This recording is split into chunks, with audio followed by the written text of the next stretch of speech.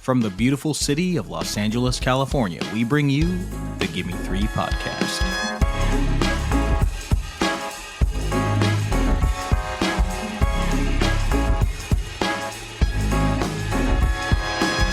Hello and welcome, cinephiles, cinema lovers, and movie appreciators to the Gimme Three podcast, the show where we normally pick three films connected by one theme.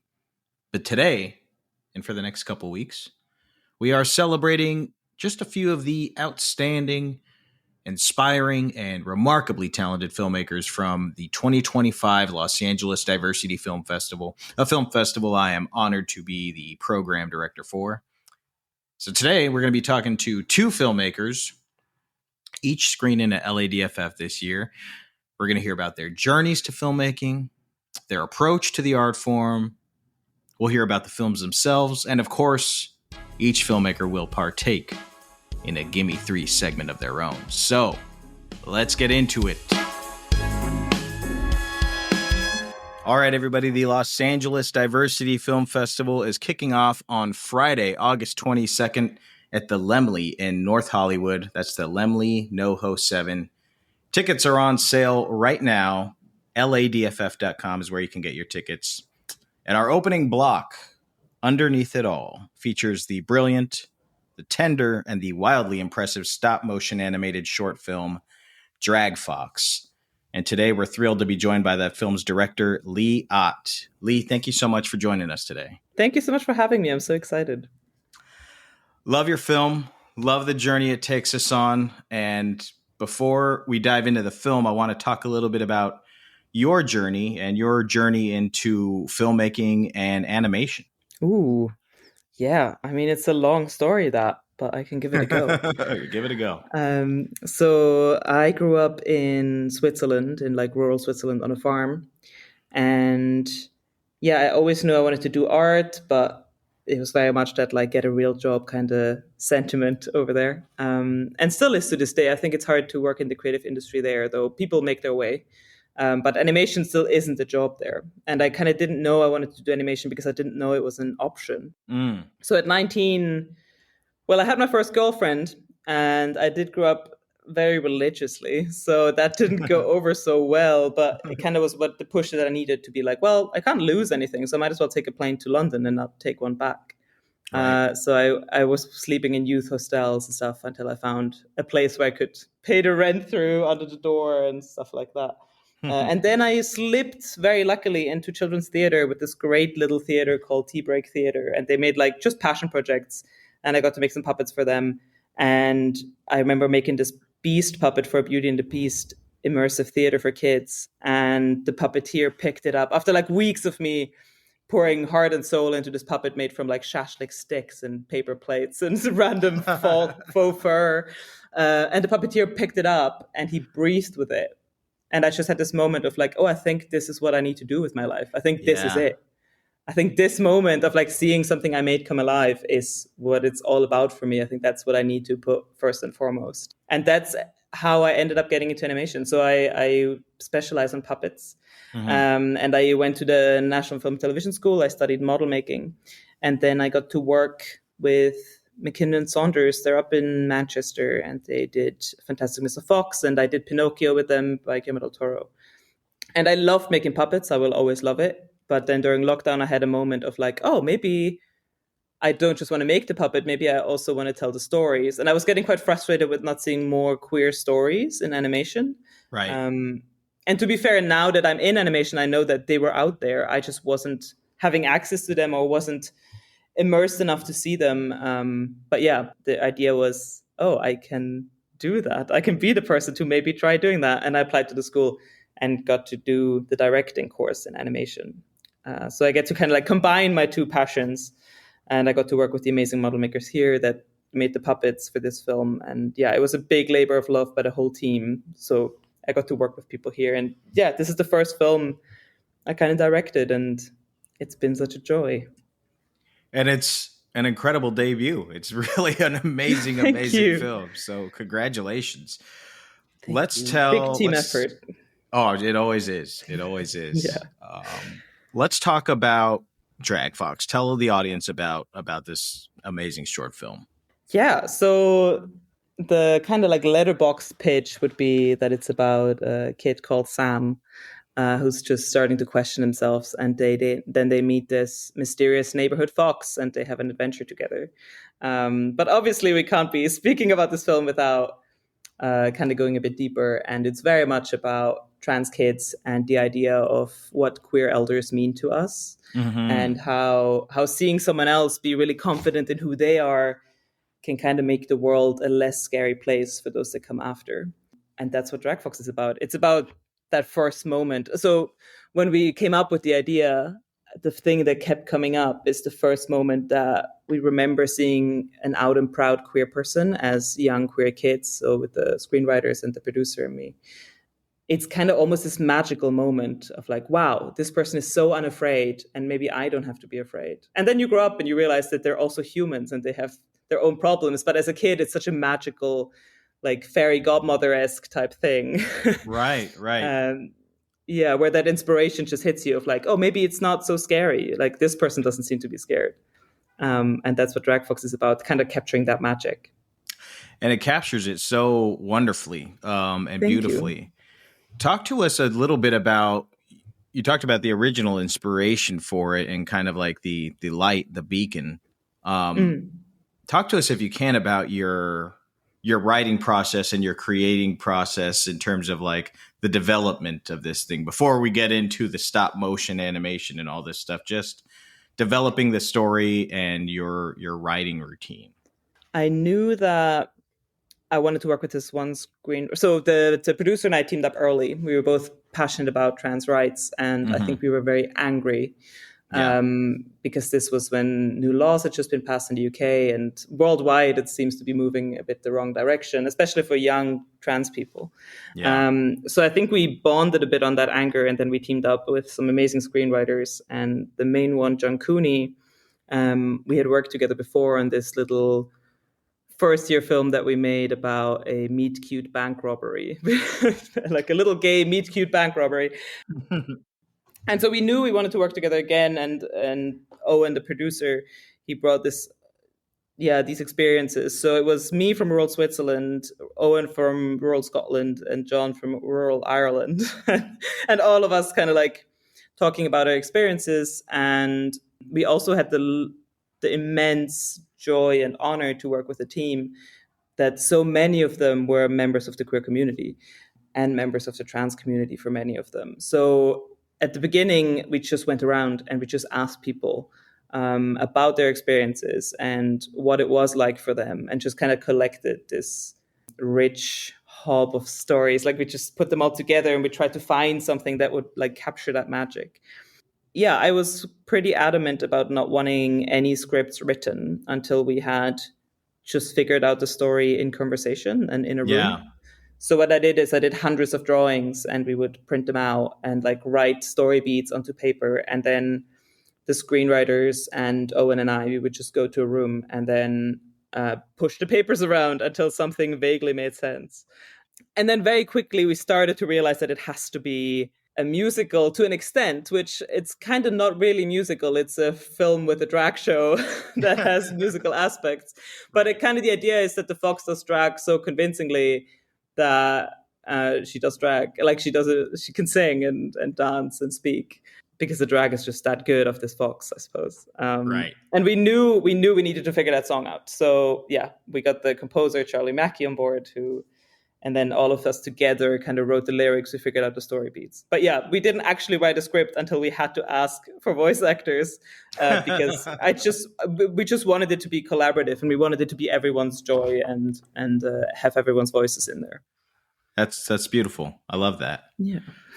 Now we'll start talking about the stop motion animation, which I'm just always in awe of the artistry and the technique that goes into stop motion. And what's funny is you talked about puppets and puppeteering. This week, actually, I had the real pleasure of working with Legacy Effects. Oh yeah. I'll have to take this out, but I was working with and like the puppeteers who do Oh my God, stunning. I'm And obsessed with that puppet.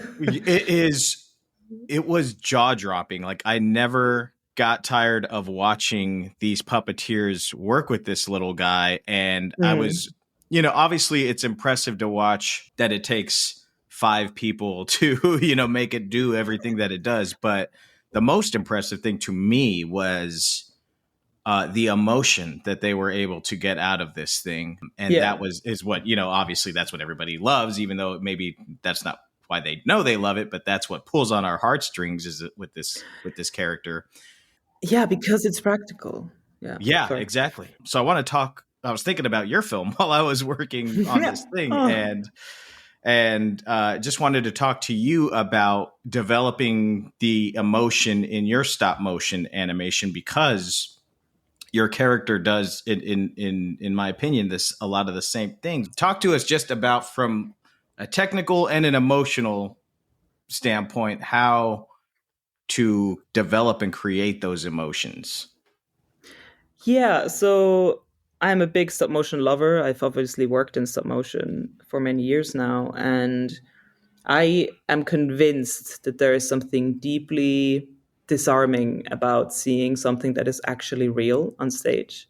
Right. And you just mentioned that there earlier. I think it's the same thing, where that could be CG, but because it's not, I think it hits us in a different way. And I think this is something like deep in our brains that goes, this is something that someone made with their hands, or something that exists in real life, that emotions bounce off of. And with Sam, the main character, I think that was very much the same thought. So we actually covered everything that we have on set. We covered everything with nappy liners, which is what nappies are made of. And we covered it all in fabric so that everything would look soft. And the puppets are made from felt. And the reason we did that is because I think there's something so vulnerable about that medium. Everything is soft and a little bit fuzzy and very much like stuffed animals and toys and this kind of like small little fragile world. And I think that's exactly how we wanted to catch people. And then we kind of throw this big subject of like a trans kid at them, but obviously it's not. It's just a small moment in this kid's life, and it doesn't have to be this huge thing that's one decision and then it's made forever. It can be just seeing one part of Sam's journey and kind of celebrating that with them. And I think it being felt is what disarms people enough to let that in. Yeah. That's really great and fascinating. Yeah, I love puppets. We have a lot of filmmakers who listen to our show and film lovers, obviously. So I want to talk a little bit about like some of the nitty gritty of filming your short. It's like what, 11, 12 minutes runtime? It's 8 minutes 30, but I'm glad it feels 30. Longer. Even better. I want to know how long it took to film this 8-minute stop animation short for you guys. Well, we probably did it in a not so great way. Where technically at the school you get 14 months to make your film. Gotcha. And obviously a lot of that is in development and then pre-production and post-production. I think actually filming, we probably spent around 6 months. Wow. Which we were like, because I was just learning how to animate. Because I hadn't much animated before. I'd made the puppets, but I hadn't moved them. And suddenly I'm filming a drag show, choreographed lip sync sequence of a fox in a dress on roller skates. So it was maybe a bit of a tall order. And we started with the drag sequence as well, because we knew that was going to take the most time. And our amazing cinematographer, Rua Jala, they had to come in and light it all, and we had to plan that with them. So we knew that was going to take a long time. That's smart. Yeah. So, yeah, the nitty gritty of that is that on a good day, I would do probably around 4 or 5 seconds. And that is usually a 10-hour day. Sometimes I did 8-hour days. Sometimes I did longer ones. Right. And then on some days when we got closer to the deadline, I would also do 8 seconds. But then obviously there's a lot of days where you do a shot and it doesn't work and you've done 300 frames and you have to restart because you knocked something, the camera usually. Right. Or light. And to be perfectly honest with you, there's a lot of scenes in Dragfox where I've knocked things in the background and I just didn't have time to do it again. So I get away with a lot because there's a fox in a dress. in the middle of the shot. So there's whole scenes where like things in the background just kind of disappear and blip out of existence. But obviously, hopefully the audience is looking at the fox in the dress. So I think I get away with it. I've seen the film, Yes. I don't know, maybe like 5 or 6 times now, and I have not noticed any nice. egregious disappearances or knocks. So that's great to know. You done good. Thank you. Yeah, man, that it just I'm ever impressed and applaud you, because it takes a lot of patience also to be and follow through, to just be able to like stick with that, to get it right. And like you said, if you have to go back, for our audience who's listening who may not know, like it's like if you're doing stop motion animation, as Lee was talking about, the camera has to stay locked. It has to stay put in a certain position as, you know, the animators go frame by frame to move the puppets, you know, minutia. And if the camera moves, then you kind of have to start over, because then it's going to look off. So it takes a lot of, I don't know, energy and patience and everything. It takes everything to do it. And you guys did such a great job. Thank you. Yeah, it's a lot of times you knock the camera and then you spend a good 25 minutes trying to get it exactly where it was. And then at some point you just have to be like, nah, we need to start over. It's not going there. I don't know where it moved, but it's completely different somehow. Right. Now, we may have been burying one of the big leads of your film here. We have Sir Ian McKellan doing voice work in this picture. How do you begin to even reach out to this legendary actor, and talk to us just about reaching out to him and what his response to the script was? What a dream. And I don't think I'll ever get over that worked out somehow. So when we first pitched the film to the school, we were always saying, we imagine it to be someone like Ian McKellan that speaks the fox, because he is that queer elder that made the world less scary. Like, he's been campaigning since the 80s, and has been very outspoken when it wasn't easy to be outspoken. And he has kind of like been that really confident entity in our lives growing up that has felt almost magical, because he's been so unafraid. So he always came up. And then when it came to the time of actually casting a voice actor, by that point we had a production Bible, and we spent weeks and weeks making it really nice. And I did all these illustrations to put it in, to almost make it look a bit like a children's book, because we knew this was our one chance. And we thought, we're always going to regret not trying to ask him. Yeah. And we went onto IMDb Pro. We got the email of his agent, and we sent him an email. So Owen, the amazing producer, Owen Thomas, he sent him an email and was like, would it be all right if we send you something? We have this idea. We're at the school. And they said, yeah, send it on, and we'll see if we can get it to him. And yeah, we made this whole production Bible. We sent him a personal letter that we wrote together about why we are asking him and not anyone else, why he is the person that has inspired us, and has made the world less scary for us. And we sent it to them. They printed it out, and they said, we've left it on his table or something like that. And then it was, and I fully in my mind, I was like, okay, this is going to be weeks. And then at some point when it's polite enough, we might ask, like, has there been any response? And the next day at lunchtime, I buy myself a sandwich and I'm walking to school to start and part of the animation. And Owen calls me and he's like, did you see the email? And I'm like, no, what email? And he goes, we got him. We got Ian McKellan. And I was like, what do you mean? And turns out I hadn't been CC'd into the email. So I was like, what do you mean? Which email? And he's like, oh, we got Ian McKellan. I need to go to a meeting. I'll talk to you later. And I'm like, Owen, I'm eating a sandwich. You can't tell me we got Ian McKellan. I'm on a bridge eating a sandwich and I don't know what to do with this information. Oh my God. Yeah. So he got back the next day and he said, that he wants to do it. That is incredible. Yeah, and it took a while to make it all happen, because he was doing a play at the time, and we had to arrange things. But in the end, what ended up happening is that he said, just bring the recording team to my house, and I'll invite you to my house, and you can come here for an afternoon, and then in the evening I have to go to the theater.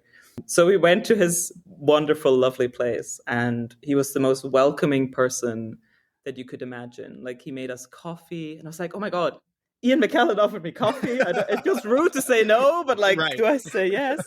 And he just had this air sometimes you meet people and they just pay attention to you in such a beautifully disarming and genuine way. And he was very much like that, where he asked Owen and me to come sit with him while everyone else was sitting up. And he asked us who we were and why we were making this film. And he said, I got your lovely letter and I just had to say yes, which was really sweet. And also, I'm not fully convinced he knew it was going to be a film because he said, oh, so at the end of this, are you going to get a grade? And we're like, well, no, it's like a film. And he's like, oh, that's fantastic. And we were like, was he thinking this is just a school project? And he still said yes. And he still, like, how amazing is that? And yeah, we just found out that he just wants to add back to the industry. He's just interested in young queer people, like, and their voices right now. And he invited us to his play. We got to see one of the plays he was in, and it was amazing.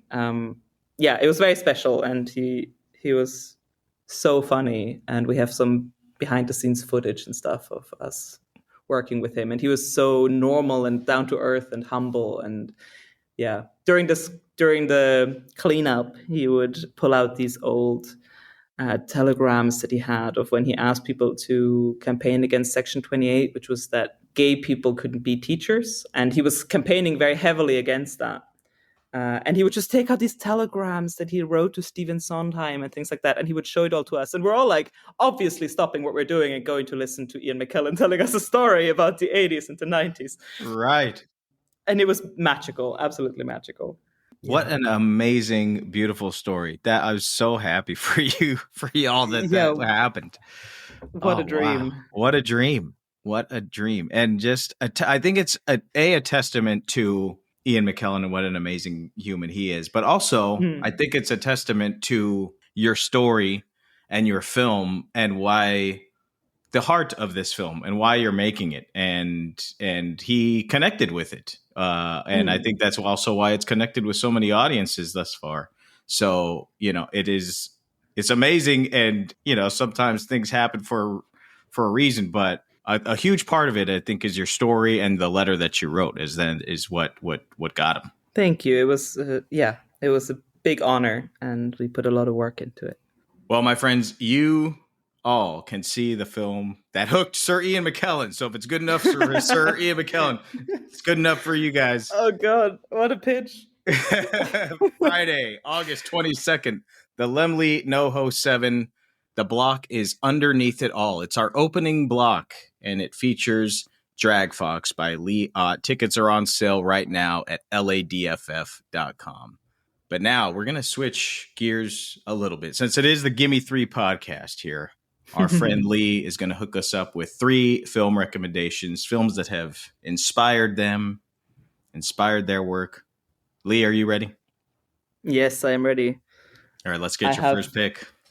I have scoured my letterbox to try and decide. And also to decide on something that isn't just little short films that no one can watch yet. Right. So I think my first pick has to be Knives Out by Rian Johnson, the first one. Great choice. Why'd you pick this one? So I have quite severe ADHD. So I get this thing called hyperfixations where I will watch the same thing upwards of 50 times.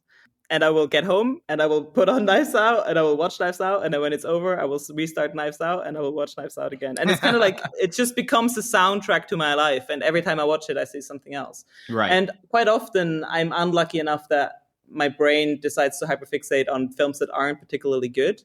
But Knives Out is the exception to this because it's actually a fantastic film. And I love watching a good film 50 times.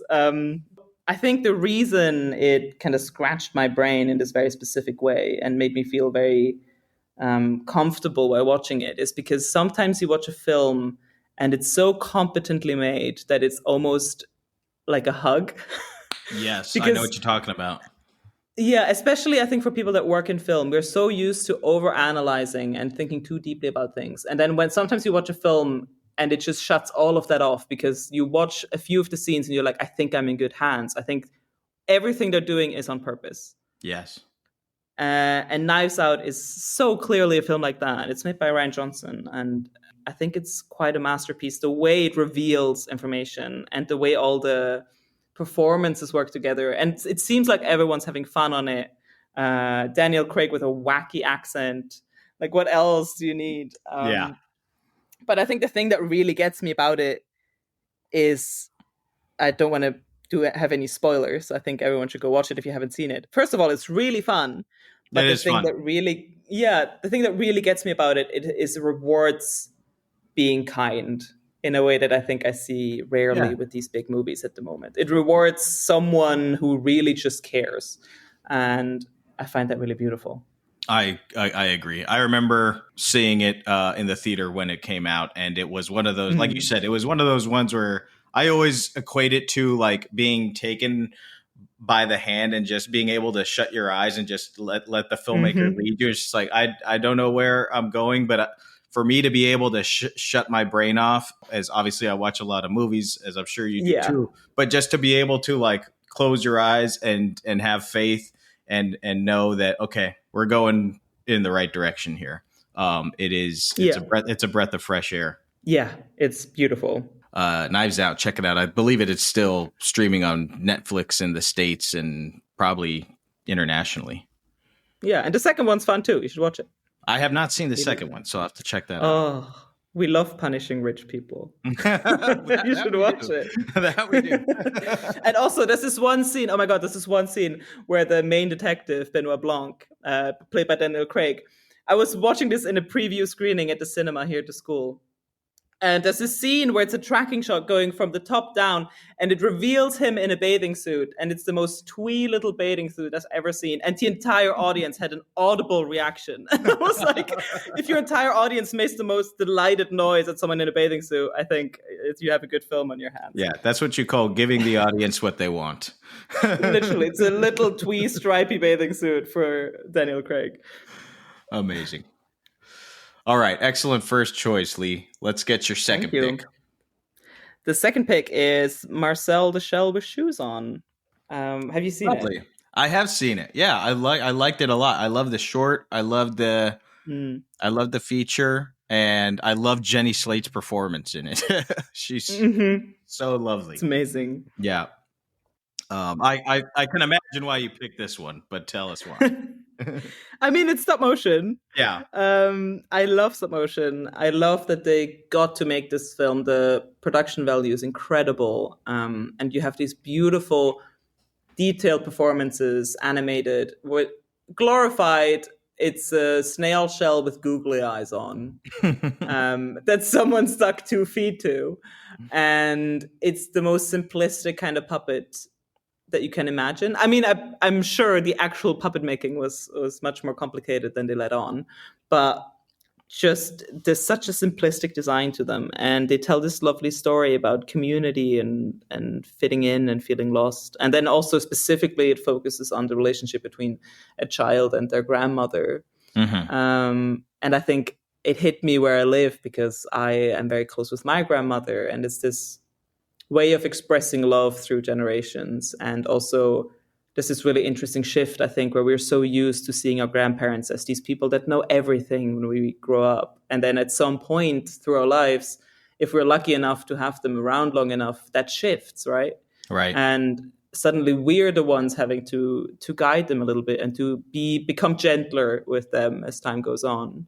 And I think it captures that really beautifully. And I think that's why it resonated with me. And then also, right after the screening ended, the cinema was full and everyone was just kind of like silent while the credits rolled. And then the person behind me said, "I love being alive." And I was like, wow, what a review. What a review we've got right there. Right. If that's not a mark of great art, when you have that reaction, then I don't know what is. Yeah, especially in a world where so many things have to be dramatic and life ending and world ending, and you just get someone trying to have a good time and their shell. Yeah, I loved it. It's so beautiful, so beautiful. Excellent second choice. Thank you. Now the pressure's on for the third one here.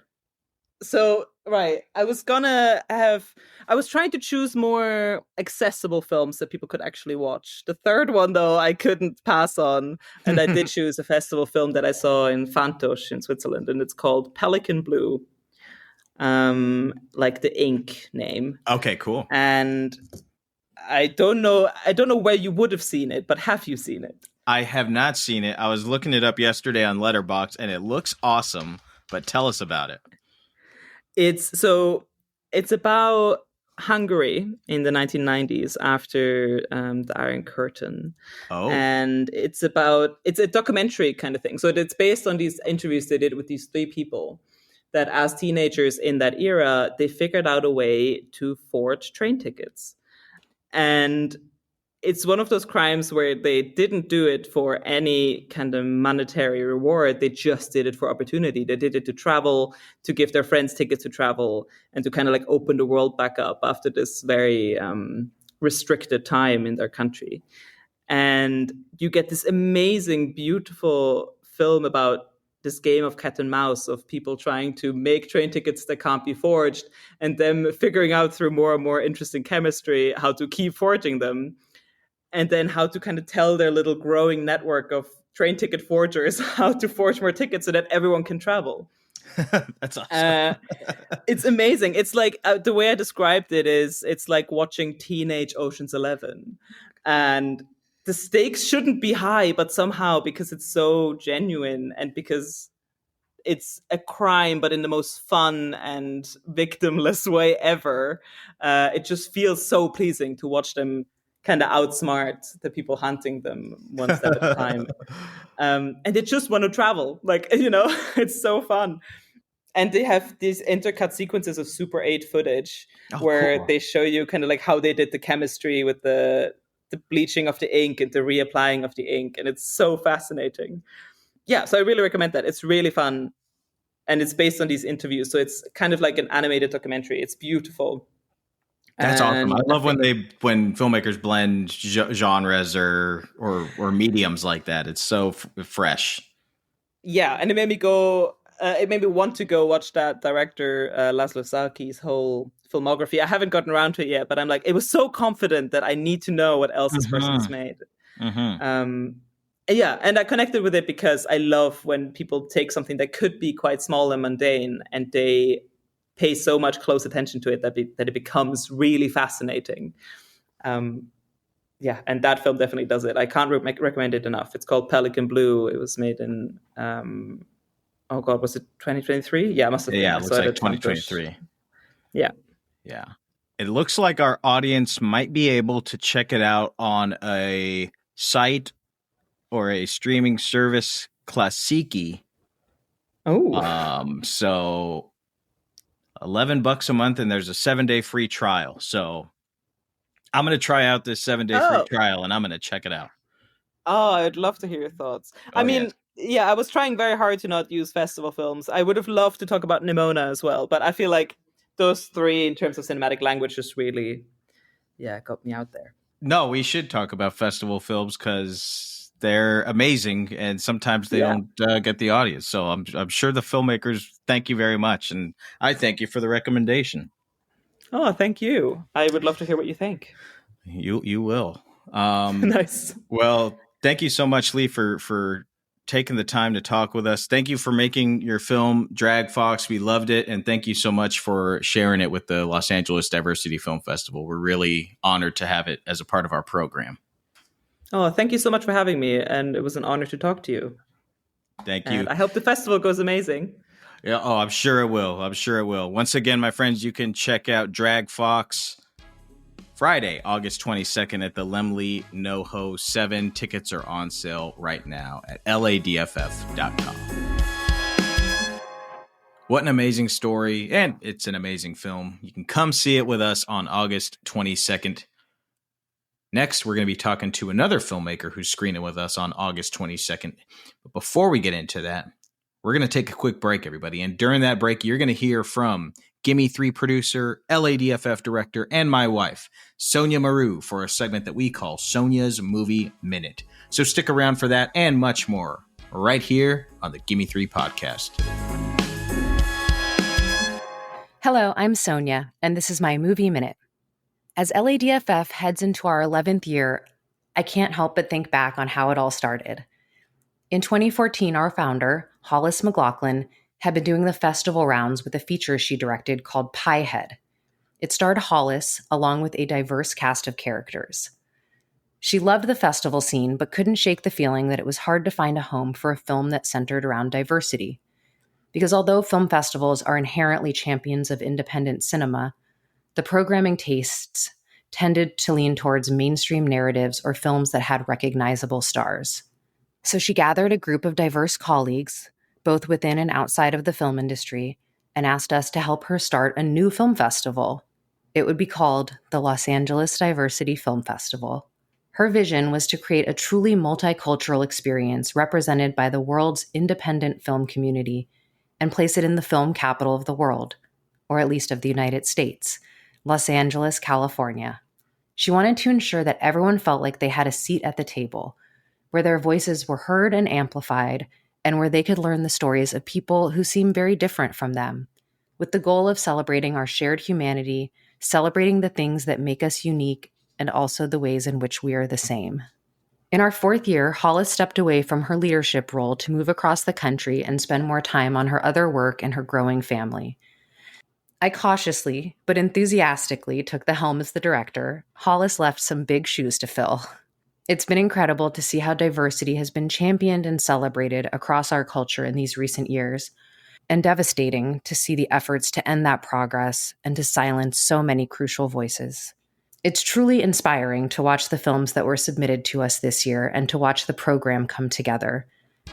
I can't wait to share the 35 films with all of you.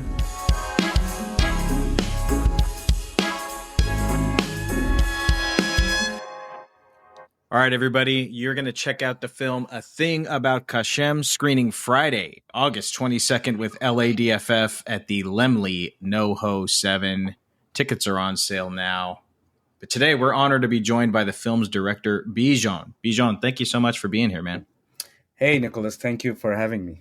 Before we get into your film, why don't you tell us a little bit about yourself, your journey through life, your journey here to filmmaking?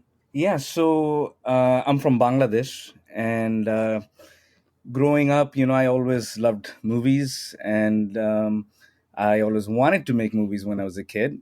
But if you're in Bangladesh, you either go to med school or engineering. So I had to study engineering right after high school. And I literally stopped going to classes. And my mom was very scared what was going to happen. And after a year, she was like, "What do you want to do?" And I said, "I want to go somewhere else." And I ended up being in Oklahoma. Oh, wow. Even though I had to lie to her and say I was going to study engineering, which I did for a year and a half. And I then switched to movies. I studied film and video studies there, and also religious studies. I'm not religious myself, but religion always, I'm very curious about religion, why people follow, how we look at God and how God looks at us. So, and my movies became kind of exploration of not necessarily religion, but exploration of who we are and how we think we came to be. Then I moved to LA. I did my MFA at UCLA. I studied direction. And then I made my first feature. I also write, direct, and produce all three very seriously. And I've worked mostly in India, Bangladesh, Afghanistan, in that region. Wow, that's quite the journey. Journey. It's been quite a while, yes. And what is the Bangladesh film scene like? What's the film community like over there? I mean, it's a small community, but very tight. We help each other, and there is the main industry is basically masala films, basically copy of Bollywood movies. Right. And there's an industry there around that. But if you want to make cinema, which is very, very hard, and people have been doing really well, you will see us in many major festivals going forward. Recently, there has been movies in Cannes. And Amazing. Other festivals. So yeah, we're making our mark, and because people also do not expect much from us, so it's easier for us to surprise people. That's great. That is great. Yes. Well, people may expect stuff from you now after watching your film, which is absolutely incredible. Thank you so much. So yeah, let's dive into that. A Thing About Kashem, tremendous short film. it actually merits rewatches really well, because I found myself noticing a lot of several details on the rewatches. But tell the audience about this film. What's it about? It's about a guy who goes to a barbershop to get a haircut and a massage, and he has an unexpected bodily reaction to the massage, and he starts questioning his life, who he is, and the fear around who might he think he might be. Right. So it's a small thriller. It's an absurd story. I wanted to kind of experiment with telling making a very silly movie about a serious topic. So that was my goal. Yeah. Let's see how the audience reacts to it. I'm sure they're gonna love it.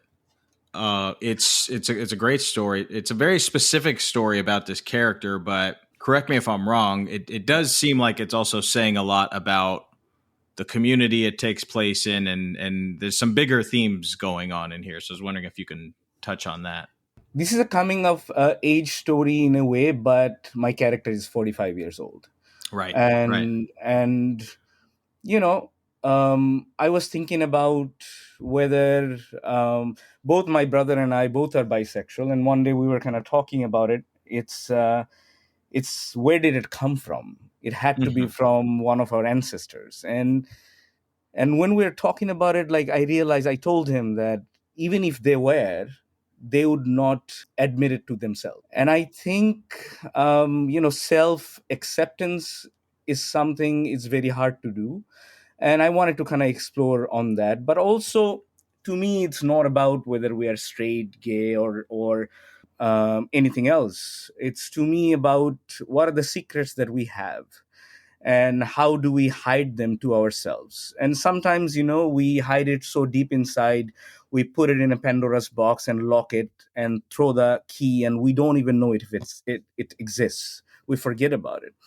And I wanted to kind of explore, what if one day that box opens up, and how we react to our own secrets. So it's not just about exploration of sexuality. It's about any secret that we might have that we do not want to confront it ourselves. Right. And one day that Pandora's box is open, and what do you do with it? That's what the film explores, and it explores it beautifully. And it's that is something that's, I think, universal. I think, across everybody, we all have that Pandora's box inside of us. Totally. I want to talk about your lead actor, who just delivers this really hypnotic performance. Talk to us about collaborating with him and developing that character. Yeah, it's when I wrote with my screenwriter, like when we came up with the story, he was one of the guys that was in my mind. His name is Intakhab Dinar, and he's a very well-known actor in Bangladesh. And because of the subject matter, I wasn't sure if anybody would touch it, because it is not something you openly explore where I come from, because it's still not safe for people. And the trauma that Kashem, the character, goes through, it's quite real. And the fear that he goes through. So I had it in my mind that I would approach him, because I always admired his work. And I thought he was going to say no. And when I met him, talked about the story, he was quite excited. And he's one of those actors, he can switch on and off. Right. I work with people who are like, method actor, and method doesn't mean you stay in the character all the time. It means that you bring yourself into the character. But he's a guy who can just turn on the switch and off. So it was fascinating. I was fascinated to kind of experience that with an actor who was bringing his A game, but he didn't have to, stay within the character. He would have fun on set and then turn the switch on and become that person. So it was quite a fun experience. And if you guys watch the movie, I mean, you have already watched it. The topic itself is so much fun. So it was really, really fun set. I'm always so impressed by actors that could do that. I've worked with both, actors who you need to or prefer to stay in either in character or just, kind of like if it's a dramatic scene, they need to step away or kind of be in the zone. And then I've worked with people like that who, are telling a joke one minute to the grip, and then they're like, "Oh, I'm ready," and they're crying the next minute. Absolutely, and he's one of those people. So I was mesmerized to work with him. I want to talk about the look of the film now, which is so beautiful. It's so beautifully shot. And I specifically want to talk about colors because I don't know if it's intentional or not, but I noticed a lot of clashing of warm and cold colors. Yeah. There's the scene where Kashem breaks down in his bedroom. Yeah. There's a warm light coming from one window, cold light coming from another window. And then in the barbershop scene, where the climax happens, there's a lot of cold light, cold design, and then the barber's wearing red, and there's little touches of red production design, set dressing throughout. So talk to us about just kind of developing the look in general, but if you can lead that into talking about your color palette. We kind of like did it kind of purposefully. We wanted to mix the colors because the duality was in the core of the theme of the film. And my DP and we became really good friends. His name is Izaz. We talked about it. We took, like a couple of months. We started our prep way before we thought when we were going to shoot. So I shared the idea with him, and we started talking about what we could do, how we're going to shoot it. And as in the core of my character, duality is an important element. So we wanted to kind of do mixed color temperature. Mm-hmm. I mean, I'm glad that you noticed it. If you see the background, there's a lot of mixed color temperature going on. And even in the last scene, one side is warm, one side is cold. And we kind of like the clash of that within the color itself. And this is a film, like I controlled exactly what color of the walls would be. All the set, like each element was kind of selected that way. Yeah. And when you shoot on a real location and you color somebody's wall, it just costs you double because you have to color it back. Right. So it kind of cost us a little more money than we thought that it would require. Well, it was worth it. Thank you so much. I'm interested to hear about the differences between filming in Bangladesh versus filming in the States. Do you talk about the differences of crew and approach? But I'm also curious if your approach to direction changes at all between when you go back and forth. No, I don't think the process of direction changes. I'm very adaptable. I don't think that crew or the actors work for the director. I think it's the other way around. Mm-hmm. Because if I'm working with an actor and the person is working, acting for all their life, they're not going to adjust to my style. So I believe that I have to adjust to their style. So I think it's very important for a director to understand all different kinds of acting method, what is there. And, you pick and choose, and you have a different strategy for each actor. Couple of things is great here to shoot where, people are way more disciplined in a way, and the industry is very matured here. So there is a certain way of doing things. But on the other hand, in Bangladesh, when you shoot, there's a lot of things you have to adapt and figure out how to do. And there's a lot of creative producing that happens there. There are a lot of like great crew members are there because the senior crew there are trained in film. So when I started making movies there, I would have a gaffer who'd tell me, oh, this is 5.6.5. And I'm like, how are you so accurate? So I wouldn't trust them. And I would have a light meter with me. And I would measure the light. It would be exactly what they're saying. Yeah. So because they're trained with their eyes and not with the light meter. So there's some amazing crew is there. And one thing with like, if you're working in the indie film industry, if you even call it an industry, you find a lot of like people who are passionate. And I think that is true for here. That is true for Bangladesh or India or anywhere you go. So I end up working with people who are like really love movies and they want to be part of it. And that is always fun. And there's like a young crowd there in Bangladesh who are really passionate about filmmaking.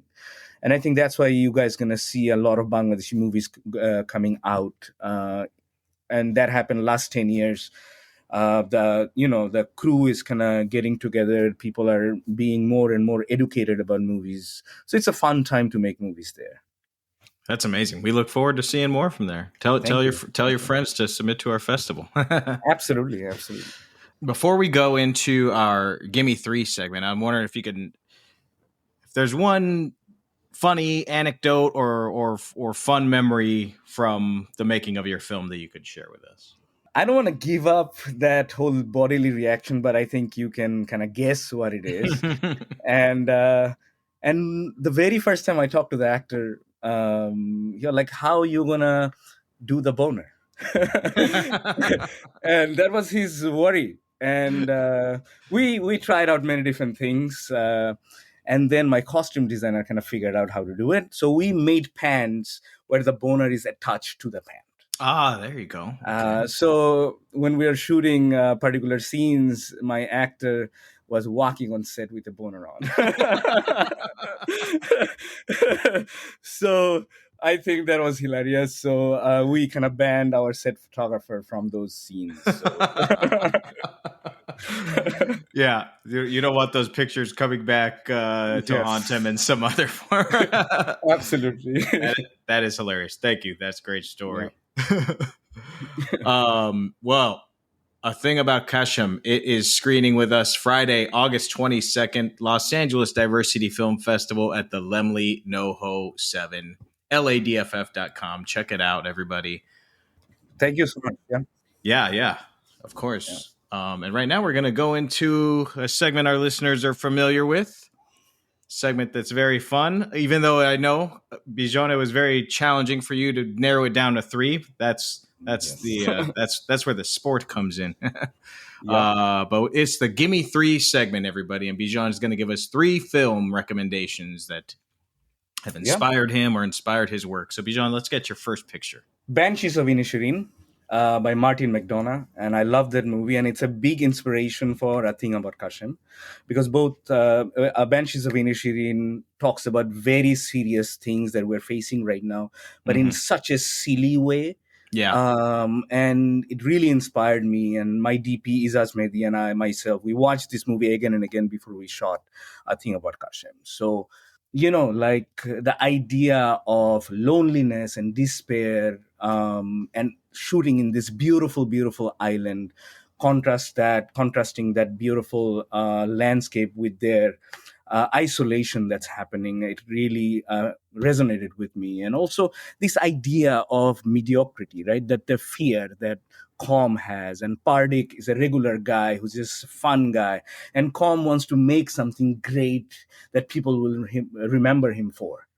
And I think about that a lot, and at certain point in my life, I'm like, I want to make a masterpiece and all these things, right? And now I make movies for only one reason, because it's fun for me. And I realize that, it's the moments that matter. And when I watch that movie, it speaks to me that way, that it's all about this moment, because the future doesn't quite exist, because we'll always be in this moment. And also, the film kind of talks about war in such a beautiful way. It's like 2 friends are, fighting with each other because one friend doesn't want to be friends with the other anymore. But at the same time, when you see on the other side of the water, the civil war going on, the Irish Civil War going on, and you hear the bombs and everything. And I've never seen a movie so poignant and talking about war and what is the effect of war and why we actually have wars through these 2 people's friendship. And I found it to be amazing. It is amazing. It's so deft, and hearing you talk about it, it's making me want to rewatch it again. But I think that when it came out, I think I saw it like 3 times within a week, just because I was same. The first 2 times I was like, I was just hypnotized, and I went back the second time because I was like, okay, I'm gonna study it and really kind of try and dissect it. But then I got totally sucked into the story again, so I had to go back a third time and try and figure out some of the expert filmmaking. But yeah, what an incredible piece of work. And structurally, it does something which fascinated me, because the inciting incident happens within the first minute of the film. Yes. First couple of minutes of the film. And I've never seen that in any movies ever. And it doesn't have any setup. It doesn't do anything. It's an inciting incident happens, and here you go. You're off to races. Right. And it's like a thriller structure in such a beautiful way. And the movie sustains throughout the whole film. And like sometimes we get so attached with like it has to be a 3-act, particularly this way, mini crisis. We have like inciting incident around 20th minute. But Martin McDonagh plays with this structure such a beautiful way, and it plays with 2. We always talk about 3, like everything has to be 3. Right. But like when I rewatched, like I watched it many times, and everything's 2 in this film. It's like you have the same thing. Like when the sister goes to partake, like, oh, maybe he doesn't want to be friends with you anymore, and that is like the comedy. We think it's a joke. Right. And literally after 2 minutes, the calm goes, I don't want to be friends with you anymore, but it's serious now. So the tragedy and the comedy, it comes together, and everything is 2 and 2 in this film. I don't know. I can talk about this movie all day long. It's a great, and you bring up an interesting thing about the inciting incident happening, so fast, a minute into the movie, and it just goes to speak to how lived in those characters are. Like they come into that because they already feel like you've lost something when that happens so soon in the picture. Absolutely. They really know their characters.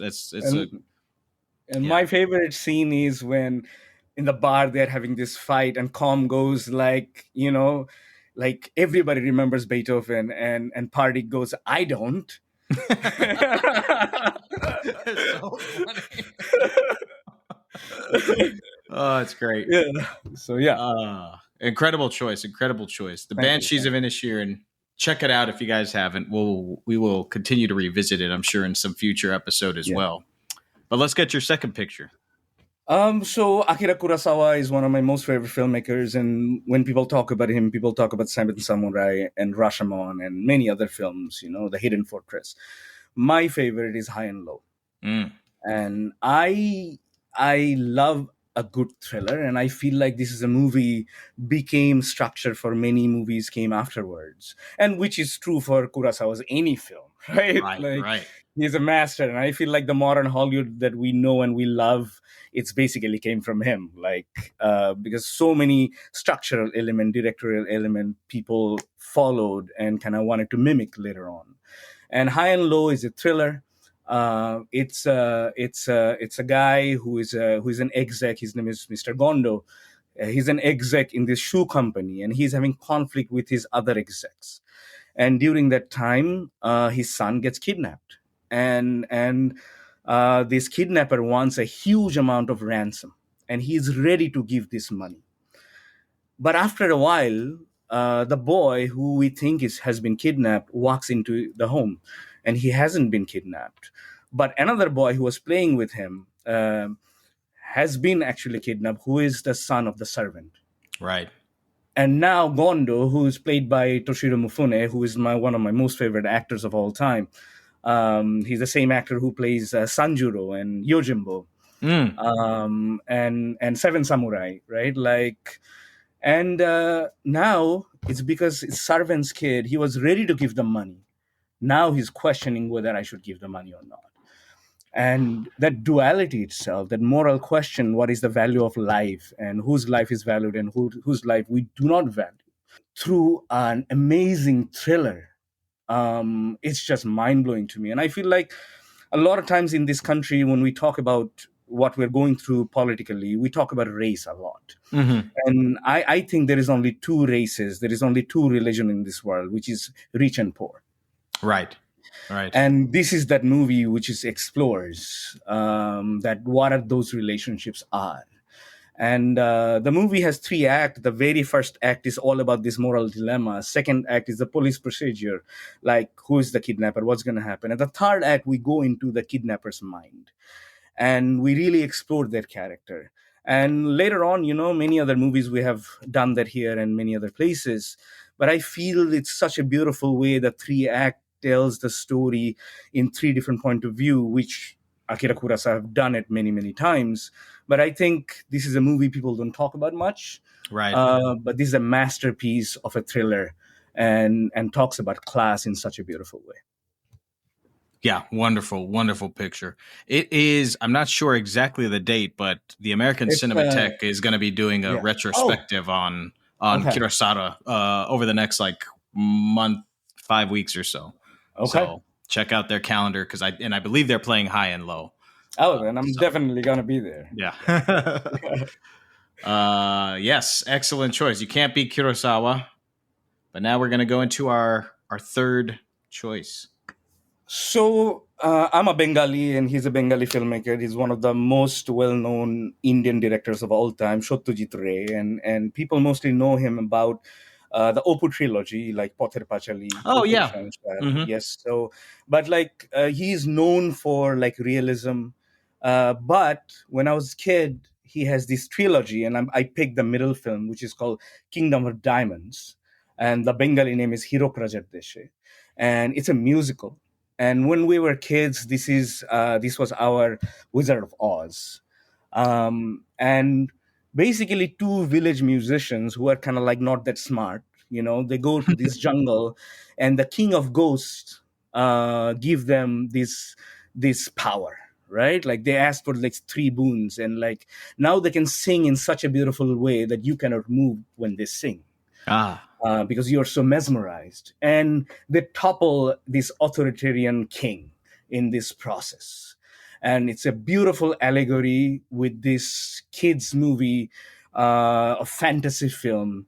There is a satirical visuals and beautiful music, but it's exactly what we're going through in the whole world, we're getting all these authoritarian wannabe dictators and dictators around the whole world. It's Bolsonaro, it's Narendra Modi, it's Duarte, it's Sheikh Hasina in Bangladesh, and what we're facing right now here as well. And I feel it's such a contemporary film in such a fun way. And also it talks about, my brother was asking, I talk to my brother a lot because we are both nerds. And and we're talking about how you do change, what is the long-term change. And I'm really I realized that you cannot make change with violence. Right. And with Gandhi and Martin Luther King, I think finally understood what they meant. They essentially meant that if you really want to have long-lasting change, it has to be through nonviolence. Mm-hmm. And I know it's very sometimes non-pragmatic, because if somebody trying to beat you up, hit you, how you do that. But that was their philosophy. And this movie talks about it. This movie is education, long-term education is the only way you can create a just society. And there is this, that's what they talk about throughout this whole movie as well. There is this character who's a teacher, because they ban schools in this kingdom. And this teacher secretly starts, teaching kids what is the right thing to do. And this trio becomes this power. And it's through power of music, they topple this king who is very authoritarian. It sounds amazing. I'm going to have to check it out. Kingdom of Diamonds. Kingdom of Diamonds is the second movie. The first one is Gupi Gain Bagha Bain, which are the characters. So all 3 movies are amazing. The first 2 he directed. The third one he died before he could direct, so his son kind of directed and finished it. But this is a story. Gupi Gain. Gupi is the singer. Gain means singer, and Bagha Bain, he plays drum. So these are the 2 friends, Gupi and Bagha. I actually named my company. My company's name is Gupi Bagha, based on these 2 characters, because if they didn't exist, I don't know if I would have become a filmmaker. But it's a really fun Wizard of Oz kind of movie where it's a very political film, but it's one of the funnest films you'll ever watch. Okay, so Bijon, the concept of our podcast is the Gimme Three podcast, where most episodes, what we do is we pick a theme and then we pick 3 movies to discuss, that theme. So in the future, what I'm going to have to ask you to do now is we're going to talk about this trilogy, and you're going to have to come be our guest, and we discuss the whole trilogy. Okay. Absolutely. That would be a blast. Okay. It is settled. Yeah. Thank you so much for doing this, Bijon. I really appreciate it. Thank you. And, it's like, thanks for having me here. I represent not just my movies, but a whole nation. So I would ask the audience to check out Bengali films. We've been making movies for a long, long time. The first Indian movie was 1908. So we have a rich history of movies. It's like one thing is really bad from our side. Our PR is bad. But Bengali is literally the 5th largest language in the world. So thanks for having me. Hopefully the audience after this podcast will check out a couple of Bengali films. They damn well better. Yeah. All right. Thank you, Bijon. Oh, thank you. Thank you so much. I really want to thank both Lee Ott and Bijon for joining me today. Next week, we're going to be talking to 2 more outstanding filmmakers from this year's LADFF. And if you guys want to follow the festival on Instagram, you type in LA Diversity Film Fest. LA Diversity Film Fest. Give us a follow on Instagram. And you can visit LADFF.com for tickets, screening dates, screening times, trailers, and of course, you can sign up for our mailing list as well. And if you dig this podcast, the Gimme Three podcast, there's 3, in fact, great ways to support us. 1 is to set our episodes to automatically download. That's a fun and easy way to do it. That way also, if you're ever on a plane or you're ever away from the Wi-Fi and you want to be listening to our show, you don't have to be beholden to that Wi-Fi. Boom, you got the episodes downloaded. Number 2, we do have a Patreon. For a mere $5 a month, which is cheaper than just about everything these days, you can support our show. It helps us keep the mics on. And of course, there is some bonus content on there as well. And number 3 is, post about us. Tell your friends about us. Unless your friends hate movies, of course, in which case they probably won't like this show. But if they do like movies, tell your friends about us. We want to thank you all for listening to the Gimme Three podcast, and we will see you at the movies.